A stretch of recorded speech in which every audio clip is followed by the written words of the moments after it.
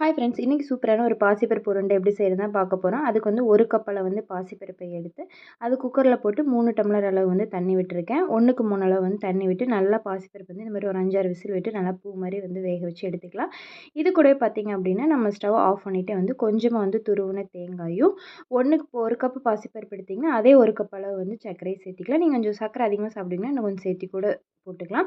இப்போ stove on பண்ணிவிட்டு இதை நல்லா வந்து கலரி விட்டுக்குங்க. அது கூட வந்து கொஞ்சமாக ஏலக்காய் தூளும் சேர்த்துக்கலாம்.